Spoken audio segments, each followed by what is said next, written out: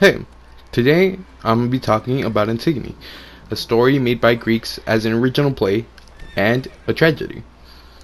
It's the story me and my group got, and without any other introductions, I hope you guys enjoy. Let's start by talking about the protagonist of the story, Antigone. The protagonist of the story, Antigone, is the daughter of Oedipus and his mother Jocasta, through at the time unknown incest. She has two brothers called Polynices and Eteocles, who are both deceased due to fighting between themselves. She also has a sister who goes by the name of Isme. She, in addition, has an elderly uncle who is named Creon, and due to no other claim to the throne has become king. She is the fiancée of Creon's son Haemon and her cousin. Now Creon is an elderly man who is now king of Thebes due to the recent departure of his two nephews. He has a wife named Eurydice, and as mentioned before, a son named Haemon, who is engaged to Antigone. And as a comment, sorry for the picture, but it's the best I could do on my PS4. And trust me, it is 3 times zoomed in. Like, if I would have had it normal, you couldn't even see it. So now, before we go on any further, I just want to take this time to explain what I'm going to be doing in this situation. So unlike the first two parts where I talked about Antigone and Creon, I do not have a script for this story part. I decided to just go at it from the top of my head. So I hope you guys can excuse me saying or us a lot of times. It's just me trying to think up what I'm going to say next. There might be some mistakes here and there. But I can't cut it because my PS4 won't let me go more than like 6 cuts, and I've already gone through 4 already, so that kind of sucks. I will be having a bit of commentary here and there of my own personal opinion besides what I'm going to be saying about the story. And I hope so far you guys have been enjoying the Witcher 3 gameplay. It's me hunting and slaying a griffin. And the reason why I chose this was because in the book we're reading, there's actually lore on the griffin from Greek mythology, and I just thought it'd be a nice touch to have it. So without anything else to say, let's move on to the story. So Antigone starts off right after the battle between Polynices and Eteocles, where they both end up dying in the end. Just I'm guessing for power. I didn't read the story, but they both die. And what happens after that is that Eteocles gets a proper burial, while Polynices, Creon sees him as a traitor and decides not to give him a proper burial. Antigone gets really mad at this, and decides to tell her uncle Creon to go and just fridge off that Polynices deserves a proper burial. But turns out that Creon is a pretty stubborn guy and decides not to give him proper burial even after the demands from Antigone. So Antigone ends up actually getting a lot more mad. And she decides to take matters into her own hands. This is a sign that she is a pretty strong and independent woman and doesn't really care what the norms are, as normally a woman wouldn't go against what a man says, especially the king. And this is sort of the part where she is seen as a heroine. She decides that, nope, I'm not going to take this from you, uncle, and decides to bury her brother herself. But before she does that, she asks her sister Ismene for some help.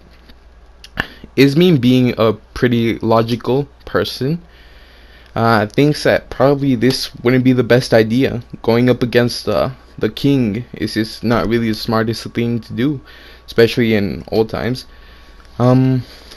So Antigone is left all alone to do this by herself. And so she ends up actually trying to bury him herself, but this just ends up causing trouble for herself. She ends up getting caught by some guards that I'm guessing were just patrolling the area and just see her in the dead of night just burying her brother.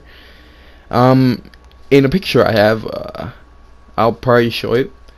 Um, she's actually seen burying him with her bare hands, no tools or nothing.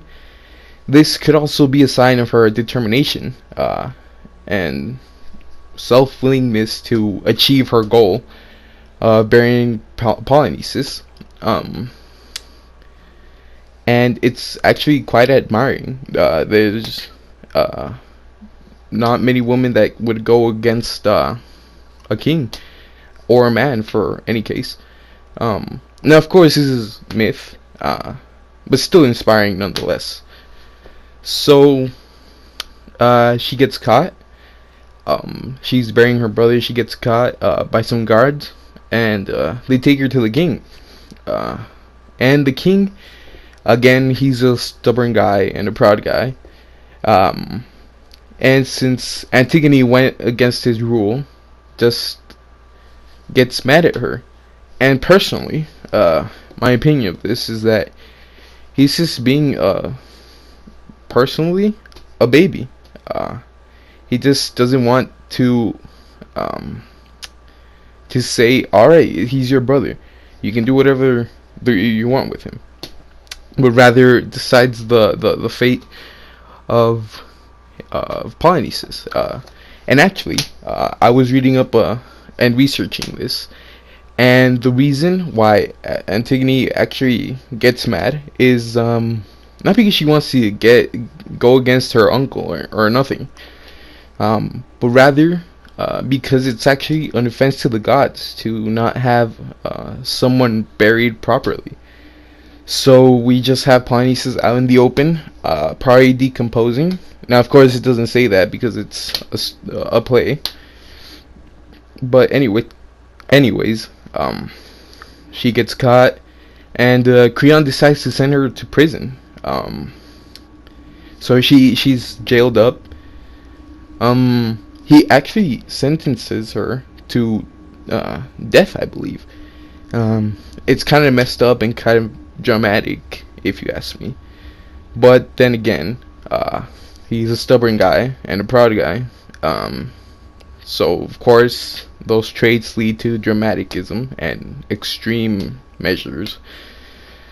So he jails her up, and his son Haemon, the fiance of Antigone, just begs her father to release her, that she doesn't deserve prison, or death for any matter, but rather that she was just doing what she thought was right, and that's something to be admired.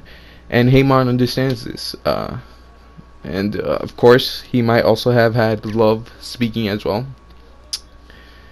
But Creon decides to ignore this, and actually this sort of affects Haemon's view on his own dad. He sees him now as less of a more righteous ruler and more of a just extreme ruler, I guess you could say. So this ends up causing a lot of stuff going around and stuff. And so what ends up actually happening is just that when the day comes that she is going to be executed, I believe, actually Haemon's persistence and everything leads to Creon actually deciding, you know what, I'm gonna release her. I can't take this from my own son. And even the public, the people that were in Greece at the time, were telling him to just release her, that it's not that bad. They also understood, and this also singles out Creon as being a stubborn guy and a proud guy, and while everyone else is just seeing what Antigone actually was. So he decides to release her. Sadly, turns out Antigone is actually a pretty extreme person herself. When they go to the prison to release her, some messed up stuff happens, and they find her corpse just hung. She decided to commit suicide. I guess to prove her point that I'm not gonna be punished for doing what I thought was right, even if it goes against the guy. And again, another way to see her heroism. That she even though she was kind of extreme, decided to do that. So when Antigone is seen as being as dead, not being anything, but as dead, she sort of sets these like little dominoes, let's say. And well, Haemon, I've read some parts of like the actual play. I believe he tries to stab his father first, but when he fails, he just decides to kill himself. Again, this is where the part of the tragedy comes from.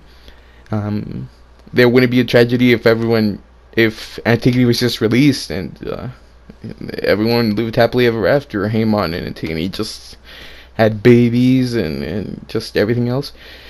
So Haemon ends up committing suicide as well. And the reason why I say it's a domino effect is that it's not only Antigone or Haemon that end up killing themselves, but also Creon's wife, after seeing Haemon just went off himself, kills herself. She, in the summary, just slits her own throat for some reason. And this is kind of messed up, but it also brings in the moral of the story. Creon being this stubborn guy and proud guy, ends up all alone. Only person that's close to him, and not even that, is his niece. What's her name? Ismene. But both his son and his wife just died, and he's like seriously regretting it, or at least he should be. He probably falls to his knees and begins crying or something. But it is kind of messed up to see something like this. But I mean, it is a tragedy, I said before. And so, yeah, that's mostly all the story. Oh, and before I forget, I'm not. Oh, yep. So, actually, it was actually foretold by not a fortune teller, an oracle of Apollo, that this would happen to Creon. And if you guys, and I believe you guys all should have read Oedipus. Oedipus also tries to pass off Apollo's thing and just not follow it. So this ends up triggering this other stuff, and he ends up being punished as Oracle foretold. And both Creon and what's his name, Oedipus end up being punished in the end, the same way the Oracle said.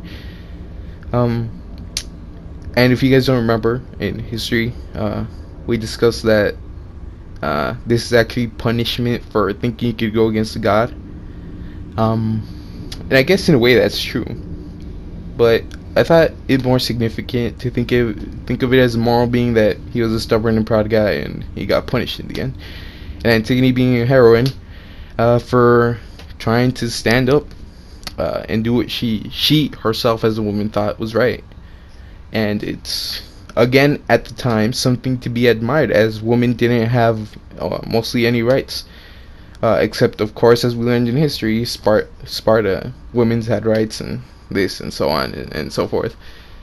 But yeah, that's mostly the entire story.